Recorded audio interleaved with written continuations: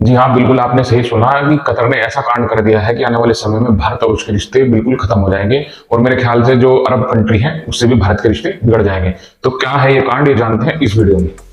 Qatar से एक खबर आई है कि कतर की अदालत ने वहां काम कर रहे 8 इंडियन नेवी के जो रिटायर्ड एक्स ऑफिसर हैं उनको मौत की सजा दी है और उन पर आरोप लगाया है कि उन्होंने यहाँ से इंफॉर्मेशन लीक की है इजराइल के लिए। ये जो 8 इंडियन नेवी के रिटायर्ड ऑफिसर हैं, बेसिकली ये वहाँ प्राइवेट कंपनी है Dahra global technology consultancy and service, उसके लिए काम करते हैं, जो कि एक कतर की प्राइवेट कंपनी है। और वो वहां पर जो कतर के नेवी के लोग हैं उन्हें ट्रेनिंग देती है।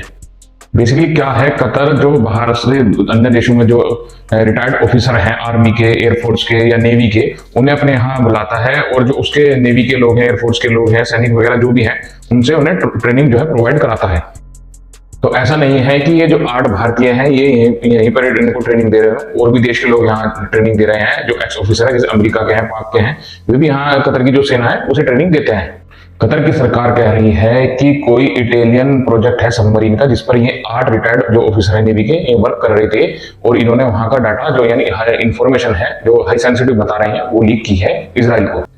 तो आइए पहले हम इनके 8 भारतीय जो नेवी के रिटायर्ड एक्स ऑफिसर है इनके नाम जानते हैं।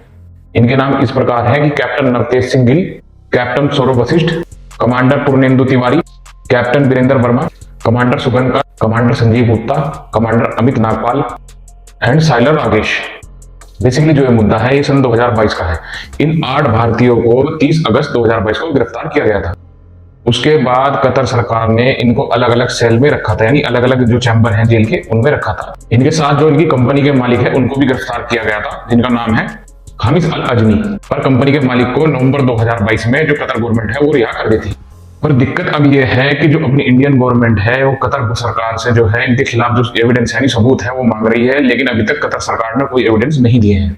अब इंडिया में एक बात उठ रही है कि कतर जो है इंडिया पर दबाव बना रहा है, क्योंकि जो अभी वर्तमान में युद्ध चल रहा है हमास और इजराइल का, तो इसमें जो इंडियन गवर्नमेंट है इसमें हमास की जो है आलोचना की थी और हमास का विरोध किया था। और जो कतर है हमास को शुरू से ही ईरान की तरह सपोर्ट करता आया है। आपको एक बात बता दूं कि कतर ने एक बार पहले भी इंडिया पर इस तरह का दबाव जो है वो बना चुका है। एक भाजपा की नेता थी नुपुर शर्मा, जिन्होंने मोहम्मद साद के बारे में कुछ गलत टिप्पणी कर दी थी। उस समय भी सबसे पहले जो कतर है उसने ही इंडियन गवर्नमेंट को माफीनामे कहा था, उसके वहां के जो प्रोडक्ट वगैरह है इनका बाइकआउट स्टार्ट कर दिया था। तो इंडियन जो गवर्नमेंट है प्रेशर में आ गई थी और जो उसके भाजपा की उनकी अपनी नेता है नुपुर शर्मा, उसे पार्टी से निकाल दिया था। तो फिलहाल जो इंडियन गवर्नमेंट सोच रही है कि उस पर ये दबाव क्रिएट किया जा रहा है, तो एक बार को ये सही भी लगता है, क्योंकि इंडियन गवर्नमेंट ने कई बार कतर गवर्नमेंट को कहा है कि आप एविडेंस दीजिए, लेकिन अब तक उसने एविडेंस नहीं दिए हैं और बल्कि एकदम डायरेक्ट इनके लिए सजा सुना दी है। यहाँ दिक्कत ये भी एक है कि कतर से भारत के जो व्यापार है वो इतने अधिक नहीं है। जो इंडिया है वो सिर्फ कतर से गैस और पेट्रोल वगैरह लेता है, और जबकि जो कतर कंट्री है वो सिर्फ हमारे यहाँ से खाने पीने की चीजें लेती है।